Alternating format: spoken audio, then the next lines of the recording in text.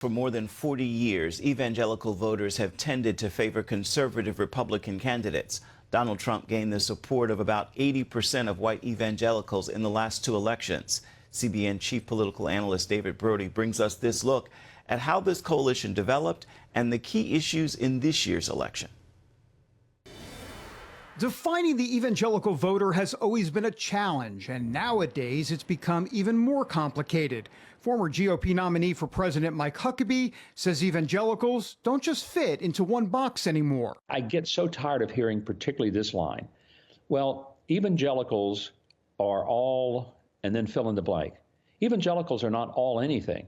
Evangelicals are people with a lot of different views. Huckabee knows the playing field because when he first ran for president in 2008, his more populist tone resonated with evangelicals. Bless our president, Donald Trump. Long before Donald Trump came along. I was talking about working class issues. And at that time, it was a little bit too soon for the Republican Party to hear it. Fast forward to 2024, and headlines such as Trump has transformed evangelicals and is connecting with a different type of evangelical highlight the change. Those result from the former president's appeal to those who might not attend church regularly and are seen as anti-establishment and anti-elitist.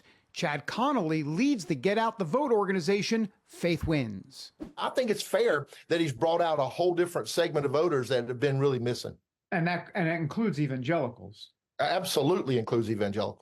A growing distrust of the federal government has helped drive this change. In 2017, 31% of white evangelical Protestants expressed trust in the government. Today, the number has dropped more than half to 15%. Perhaps a more telling shift is the standard on personal morality of a candidate. More than a decade ago, 30% of white evangelicals believed an elected official could commit personal immoral acts and still be ethical in their public life. That number has now skyrocketed to 72%. Then there's the contrast in education.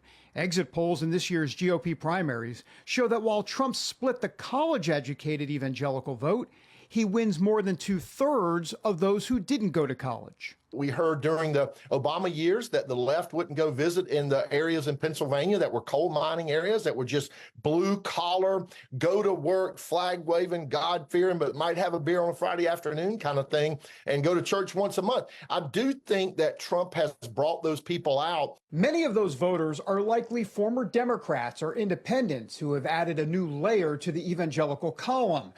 They're also seen as leaning toward Trump on issues like illegal immigration, economic uncertainty, and that lack of trust in the federal government. There's something going on in the country. What he says makes sense, and it makes sense to the hardworking people of America. Connolly's group is planning a Common Sense America tour, which stops at churches nationwide.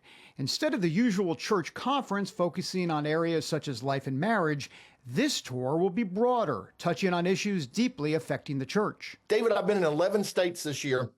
Not a single one hasn't been affected by the drug trafficking, the fentanyl. I've had churches who had deacons or members or tithers or people who really involved in their church, Sunday school teachers who've lost kids to this fentanyl poisoning stuff, or even people in their family and community, and the churches are the backstop. So I just think this populist movement is because people are fed up with what's going on, and you don't have to be a Christian to see it. David Brody, CBN News, Washington. Elections coming quicker than we realize. Gordon? Well, I can't get here soon enough. The stage is certainly set, and if you're not registered to vote, please get registered to vote. And don't just focus on the presidential election. There are a lot of what are called down ballot races that absolutely determine the tenor of the country and our path going forward.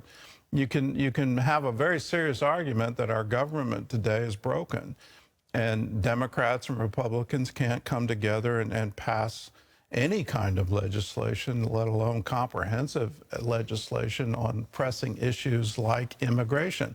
They just can't seem to ever get it done. But I've been around politics for a very long time, and if you think that Christian voters are somehow monolithic, no, they're not. And each one makes up their own mind of how to vote, and that has been my experience through the decades. number one issues tend to be pocketbook and, how's the economy doing? And Reagan's famous phrase, are you better off today than you were 4 years ago? Those tend to drive things like nothing else. But these days, we have a new phenomenon where people think the government is against you, that the government is trying to enforce some kind of ideology that disagrees with your fundamental faith. That's a game changer for the American republic. When you start thinking government is out to get you, and whether that's what you see as the police descend in SWAT teams, or you have this sense you're being constantly surveilled, or I'm from the government and I'm here to help you. No, you're not.